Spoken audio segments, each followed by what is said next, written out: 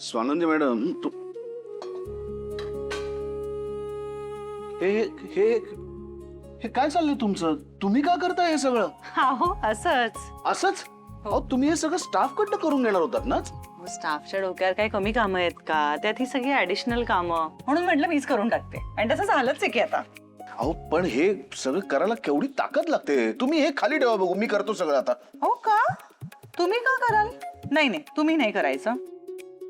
हे तुमचं कामच नाहीये. हे कोणी ठरवलं? मी. पण का? म्हणजे तुम्हाला का असं वाटतं की हे मला सगळं जमणार नाही म्हणून?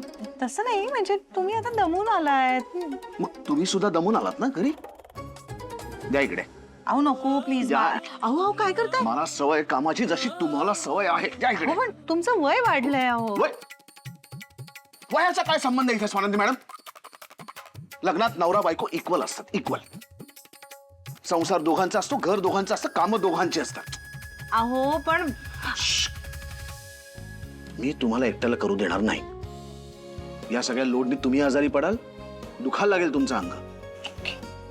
काम करायचं तुमचा हट्ट आहे ना, मग त्या कामात मला तुम्हाला मदत करायची हा माझा हट्ट आहे. त्यामुळे मी भांडी पुसतो, तुम्ही तिथे ठेवा. तुम्ही ऐकणारच नाही ना? नाही ऐकणार. फाईन.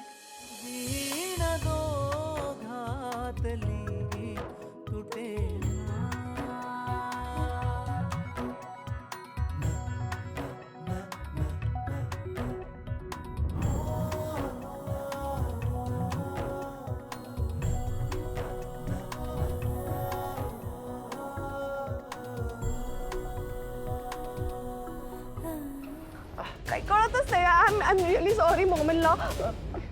सॉरी? अगं कशाबद्दल बाळा? आज ना काहीच नीट नाही झालं. ना घराचा मेकओव्हर झाला तुम्ही सांगितल्याप्रमाणे, ना मी ताईचं ऐकलं. आणि एवढं सगळं होऊन सुद्धा आजी रडल्या.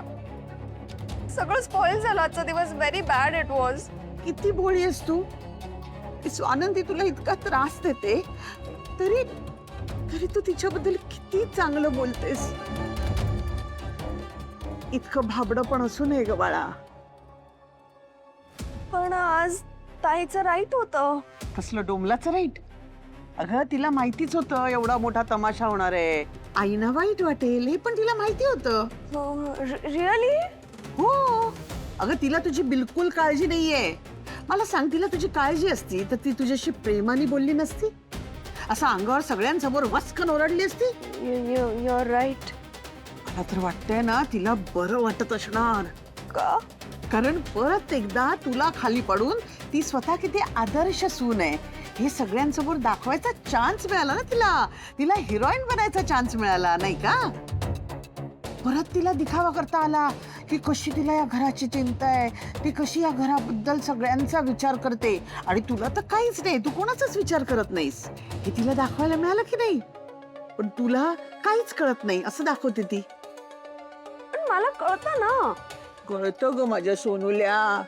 पण स्वानंदी हे कधी मान्य करणार नाही ना. कारण तिला तुझ्यापेक्षा म्हणजे स्वतःच्या बहिणीपेक्षा स्वतःची इमेज जास्त महत्वाची आहे. रिसेप्शनला बघ, म्हणजे तुमच्या लग्नाच्या रिसेप्शनला वाईट कोण ठरलं, चांगलं कोण ठरलं? ते जाऊ दे बरं. अर्पिताच्या बाबतीत एवढ्या चांगल्या मनाने तू घरी आणलंस तिला, पण शेवटी ऐकून घ्यावं कोणाला लागलं? मला. स्वानंदीला कायम हेच हवं असतं की आमच्या आईनी सतत तिचं कौतुक करावं. आता पण जर ती तुझ्यावर भडकली नसती ना तर आई रडल्याच नसत्या.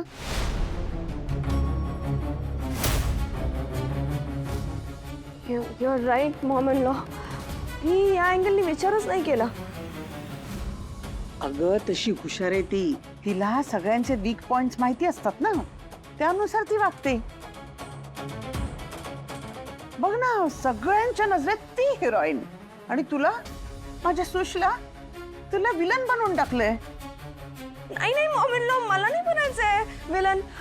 हिरोईन मी आहे आणि मलाच हिरोईन राहायचंय. हो, मीच हिरोईन राहणार आहे. तुम्ही बास करा, जा बरं आराम करा. नाही नाही मी नाही आराम करणार, मी इथेच थांबणार. काय एवढ्या मोठ्या बिझनेसमनला अशी भांडी पुसताना कोणी बघितलं तर कसं दिसेल ते? काय दिसायचंय?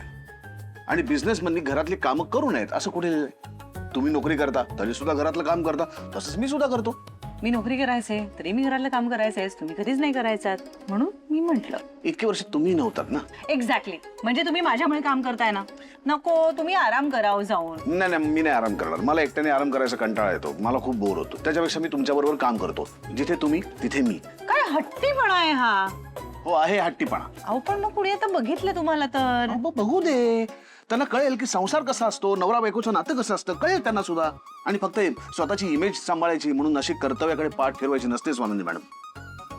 प्रोफेशन एकीकडे, पर्सनल आयुष्य एकीकडे. हे घ्या, ठेवा.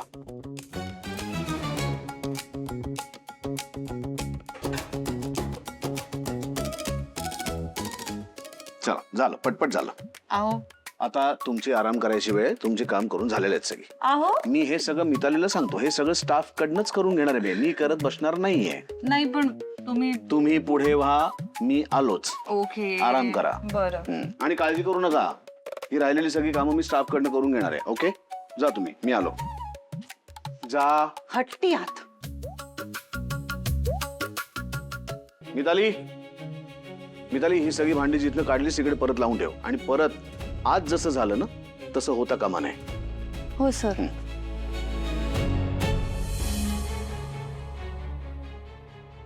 मोमेनला म्हणत होती ना ते एकदम राईट आहे. ताई ना माझ्या इनोसेन्सचा फायदा घेते. काय गरज आहे तिला एवढं भडकायची माझ्यावर? उगाच extra करते करते. सुष्मिता, आता काय तुझं ताई? तू ना शांतपणे बोल. मी का शांत होऊ? तू का नाही शांत होऊ शकत? तुला आता छान मजा आली असेल ना माझ्यावर सगळ्यांसमोर अशी फायरिंग करून. सुश, अगं मी मजा म्हणून नाही चिडले तुझ्यावर. Okay fine, I am sorry. मी इतकं चिडायला नको होतं. चिडून झाल्यावर सॉरी बोलायचं काय उपयोग आहे? आणि आजकाल तू माझ्यावर चिडल्याशिवाय दुसरं काय करतेस ना? अगं पण मी उगाच चिडते का तुझ्यावर? तूच सांग ना, तू वागतेस ते बरोबर असतं का? हे जे काही चालू आहे ना सुश, हे मला नाही आवडत आहे. आजकाल आपल्या दोघींमध्ये बोलणंच नाही होते, आपण फक्त भांडतोय. आपल्या दोघींमध्ये शांतपणे संवाद व्हायला हवा ना. तो होतोय का नाही होते, तो व्हायला हवा ना सुश. म्हणजे बेसिकली तू बोलायचं आणि मी ऐकायचं, हेच ना?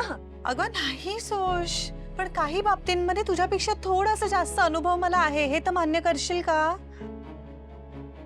या घरात मी किती दिवस राहते सुश? तुझ्यापेक्षा जास्त दिवस राहते ना. मग या घरात कोणाचे कसे स्वभाव आहे, तिथल्या गोष्टी कशा होतात हे मला माहिती आहे, तुझ्यापेक्षा जास्त माहिती आहे. आणि तुला ते सगळं शिकायची गरज आहे राजा. अरे पण तुला वाटतं तेवढे डम नाहीये मी. तू ना मला असं ट्रीटमेंट नको देत जाऊस. मला सगळं कळतं, सगळं कळतं. मग तुला इतकी साधी गोष्ट नाही कळली सुश? बाबांनी काय शिकवलंय आपल्याला? कोणाचं घर आहे? आजींचं घर आहे. मग त्यांच्यासाठी इतकी महत्वाची गोष्ट, इमोशनल व्हॅल्यूज आहेत त्यांच्या, त्या भांड्यांशी. ती गोष्ट अशी मोडीत काढताना तुला काही वाटलं नाही? मी तुला फोनवर सांगायचा प्रयत्न केला होता, तू ऐकलंस माझं? पर सगळ्यांसमोर तू मला खोटं पाडायचा प्रयत्न केलास. ताई यार, तू का वागतेस अशी? अगं आपण राजवाड्यांच्या सुना वगैरे नंतर होत ना सुश, बहिणी होत ना आपण. असं नाही झालं पाहिजे. आपल्यात हे असे सततचे वाद होत राहिले तर घरातलं वातावरण खराब होईल.